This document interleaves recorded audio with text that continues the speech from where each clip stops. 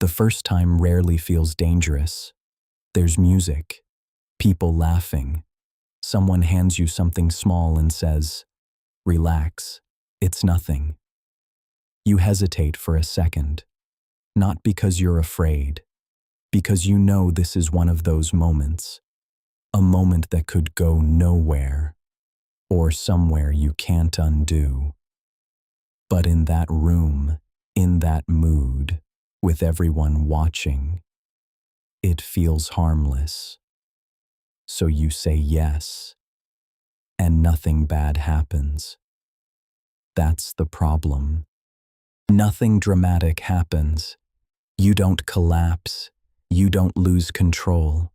You don't wake up the next day thinking your life just changed. In fact, the next morning feels almost normal. Maybe you're a little tired. Maybe you remember laughing more than usual. Maybe you even tell yourself it was a good night. And that's how the story usually begins. Not with disaster, with relief. Because for a few hours, something inside you felt different. The tension was quieter. The thoughts slowed down. The weight of the day disappeared. And your brain notices that, very quickly. Not the substance itself, but the effect. Relief. Escape. Silence. The brain stores that information carefully. It remembers where the relief came from. And the next time life feels heavy, that memory appears. Not as a warning, as an option, a shortcut. You don't think of it as danger. You think of it as something that worked once. So when the opportunity appears again, the decision becomes easier. Not because you're reckless, because the first experience removed the fear. The second time feels familiar. The third time feels casual. And repetition quietly changes the meaning. What was once unusual becomes something normal. Not daily, not constant, just something that happens sometimes. And sometimes is where habits begin. Because habits don't form through intensity. They form through repetition. Each time the brain pairs the substance with relief, the connection grows stronger. Stress appears. Relief follows. Stress appears again. Relief follows again. And slowly, the brain stops seeing it as a choice. It starts seeing it as a solution. That's the moment things begin to shift. Not externally, internally. Your nervous system starts expecting relief from outside yourself. Instead of tolerating discomfort, you remove it. Instead of sitting with stress, you mute it. And the more often discomfort disappears instantly, the harder it becomes to face it without help. Not because you're weaker, because you're untrained. Your brain adapts to the easiest available path. And drugs are very efficient at teaching the brain what easy feels like. They compress reward. They deliver intensity without effort. And when the brain experiences that kind of reward, ordinary life begins to feel slower.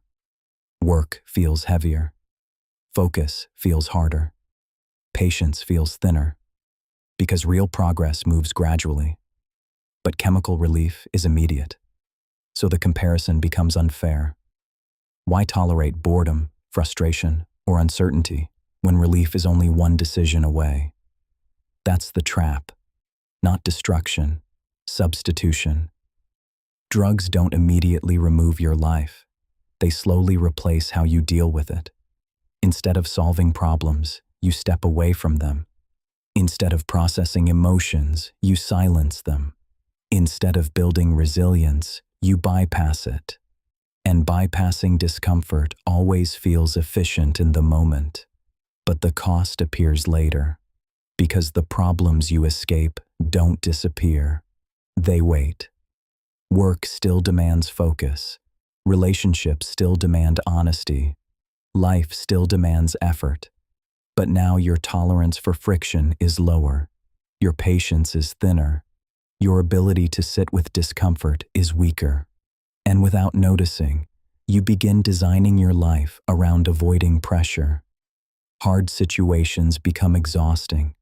Responsibilities feel heavier. Ordinary stress feels overwhelming. Not because life became harder, because your system became dependent on relief. And dependence rarely feels dramatic at first. You still function. You still go to work. You still see friends. You still move through life. But something subtle changes. Your best days become less sharp. Your worst days become harder to face. And slowly, the space between who you are and who you could be begins to widen. There's another shift that happens quietly. The first experience felt powerful, new, intense, different, but the brain adapts quickly. The second time doesn't feel the same. Neither does the third. So people start chasing the first feeling. A little more, a little stronger, a little more often. Not because they want to destroy anything, because they want the same relief they remember. But the brain adjusts. Tolerance grows. What once felt intense becomes normal, and normal becomes underwhelming. So the pattern continues.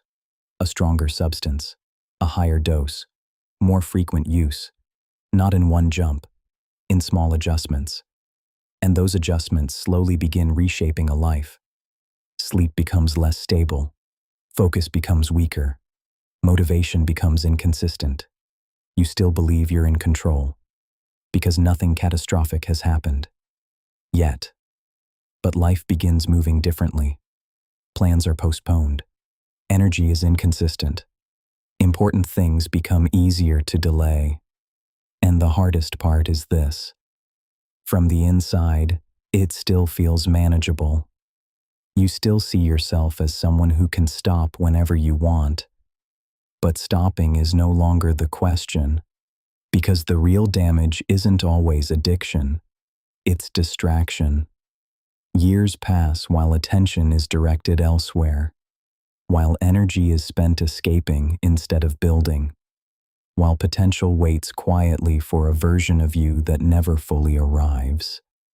Drugs rarely destroy lives in a single moment. They do it through erosion, erosion of clarity, erosion of discipline, erosion of direction, until one day you look around and realize something uncomfortable. You didn't lose your life overnight.